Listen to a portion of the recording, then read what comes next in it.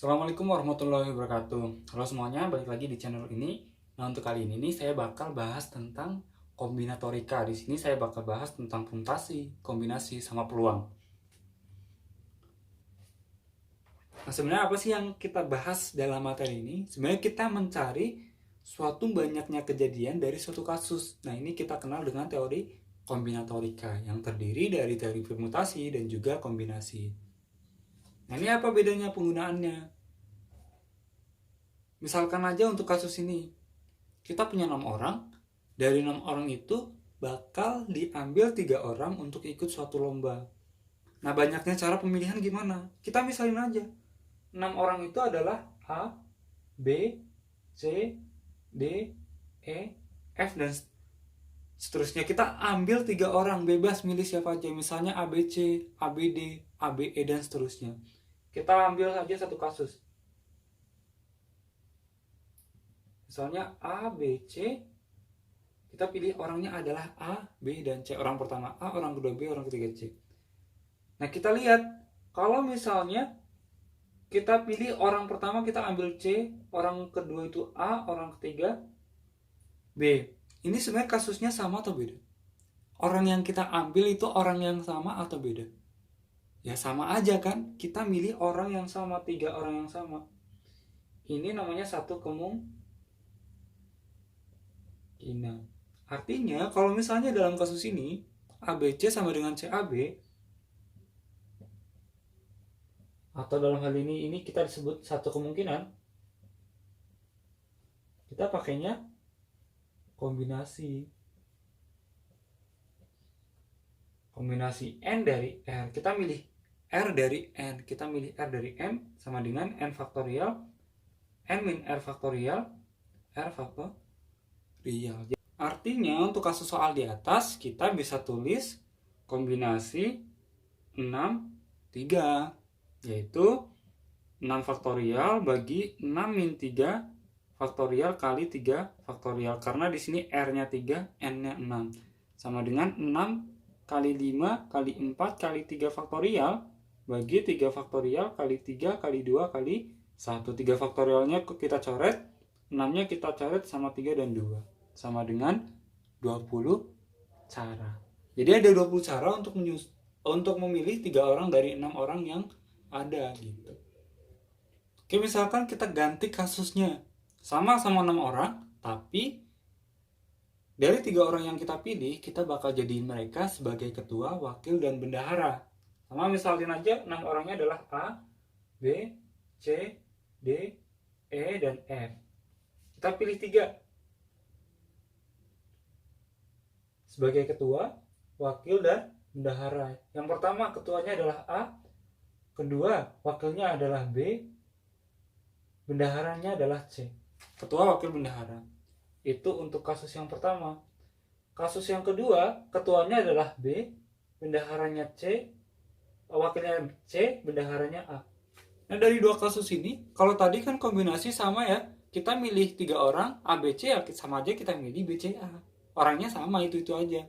Tapi untuk kasus sekarang, walaupun orangnya sama, tapi mereka menduduki jabatan tertentu. Artinya kita pilih orang pertama A, orang kedua B, orang ketiga C, sama orang pertama B, kedua C, ketiga A, itu adalah beda kasus. Ini dihitung 2 kasus. Tidak sama, artinya dihitung 2 kasus. Ini pakainya permutasi. Permutasi N, R. Kita pilih R dari N. Artinya N faktorial per N min R faktorial. Udah gitu aja kalau misalnya permutasi. Artinya untuk kasus di atas, kita bisa bilang permutasi 6, 3 sama dengan 6 faktorial bagi 6 min 3 faktorial sama dengan 6 faktorial, 6 kali 5 kali 4 kali 3 faktorial bagi 3 faktorial. Coret-coret, 6 kali 5 kali 4 sama dengan 120 cara. Gitu. Jadi bedanya kombinasi sama permutasi itu kayak gitu. Nah sekarang gimana nih untuk kasus orang yang duduk di meja bundar? Misalnya ada 4 orang bakal duduk di meja bundar, gimana cara nyusun mereka nih? Misalnya aja orang-orangnya adalah A, B, C, D. Nah kita susun contohnya ini A, B, C, D, D, A, B, C, C, D, A, B, B, C, D, A. Kalau misalnya mereka duduknya di kursi berjajar kan kayak gini ya, sama aja ya. Kita ngitungnya mulai dari sini A, B, C, D sama ya, A, B, C, D, D, A, B, C dan seterusnya. Ini adalah 4 kasus yang berbeda kalau di kursi jajar. Tapi kalau ini tuh dihitungnya adalah satu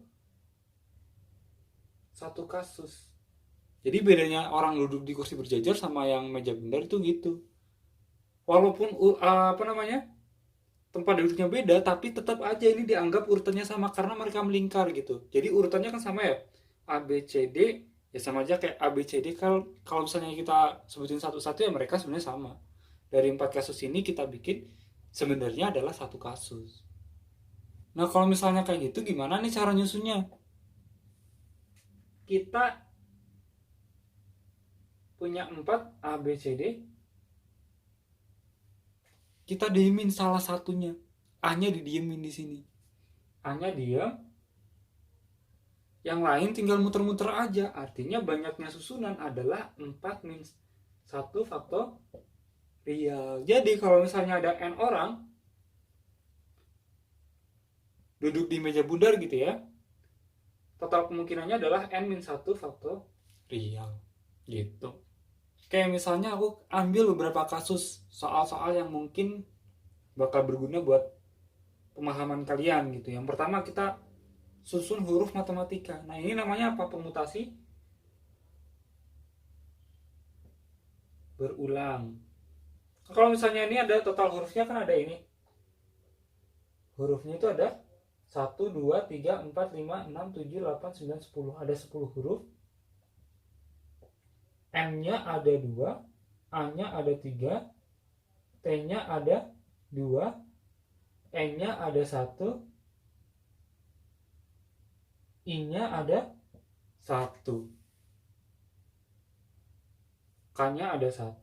Ini totalnya 10 huruf gitu ya. Nah ini namanya permutasi berulang. Cara nyusun huruf ini gimana? Ngacaknya gimana? Kalau ngacak 10 huruf kan 10 faktorial. Tapi karena ada huruf yang sama, kita bagi 2 faktorial, 3 faktorial, 2 faktorial, 1 faktorial, 1 faktorial, 1 faktorial. Nggak penting ya. Jadi ini banyaknya cara ini. Untuk kasus yang seperti ini. Ini namanya. Ini soal selanjutnya, kita punya 6 orang yang bakal duduk di satu meja bundar. Nah di sini di antara 6 orang tersebut ada 2 orang pasangan suami istri. Nah syaratnya mereka harus duduk berdampingan, pasangan suami istri tersebut gitu ya. Nah gimana caranya? Kalau misalnya cuma nyusun 6 orang di meja bundar, caranya kan tinggal n-1 faktorial atau 6 min 1 faktorial sama dengan 5 faktorial. Tapi di sini pasangan suami istrinya harus berdampingan. Udah kita misalin aja, pasangan suami istrinya adalah EF. Artinya ini dianggap satu orang. Satu orang gitu ya di sini ya. Nah, artinya di sini juga bisa F. Ini kan susunan yang berbeda gitu ya. Artinya ini sama aja kita nyusun 5 orang di meja bundar. Di sini 5 faktorial. 5 min 1 faktorial. Di sini juga 5 min 1 faktorial. Ada 2 kali 4 faktorial. Sama dengan 48 cara. Jadi kalau misalnya ada 6 orang, 2 orang harus duduk berdampingan. Itu banyaknya cara ada 48 cara. Ini untuk kasus selanjutnya. Kita punya 4 tiang, bakal diisi oleh 8 bendera. Yang masing-masing tiangnya itu boleh dikosongin, boleh juga diisi berapapun gitu ya. Tapi kan gak mungkin diisi 9 kan, karena kita cuma punya 8 bendera. Nah kalau dipikir-pikir kan itu banyak banget kemungkinannya dan susah dibayanginnya pakai teori kombinasi sama permutasi. Sebenarnya ini tinggal kita ikutin apa yang dimau soal. Di sini kita harus nyediain 4 tempat buat diisi oleh 8 bendera. Udah ikutin aja permintaan itu. Misalnya gini, kita punya bendera. Benderanya bulat gitu ya. 1, 2, 3, 4, 5, 6, 7, 8. Artinya apa kalau kayak gini? Ini tiang 1. Ini apa?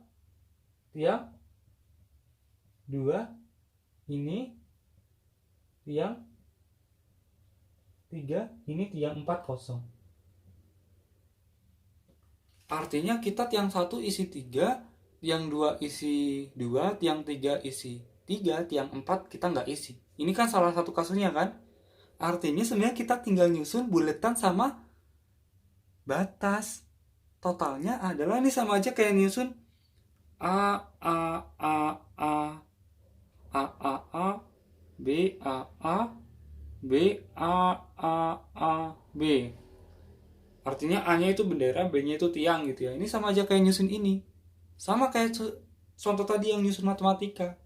1, 2, 3, 4, 5, 6, 7, 8, 9, 10, 11. Ada 11 faktorial, 11 huruf gitu ya. Terus A-nya ada berapa? A-nya ada 8 faktorial. B-nya ada berapa? 3 faktorial. Sama dengan 11 dikali 10 kali 9 kali 8 faktorial per 8 faktorial kali 3 faktorial. 3 faktorial itu berapa? 3 kali 2 kali 1. 8-nya coret. 3 9 dapat 3. 2 10 dapat 5. 5 kali 3 kali 11 165 cara. Gampang kan? Gitu. Jadi sebenarnya mungkin aja kita dari soal kita kok susah banget. Tapi setelah di analisis ternyata segampang ini gitu. Oke, itu saja dari saya. Terima kasih, semoga bermanfaat. Tunggu video selanjutnya dan jangan lupa subscribe channel ini dan bagikan ke teman-teman kalian yang membutuhkan. Terima kasih.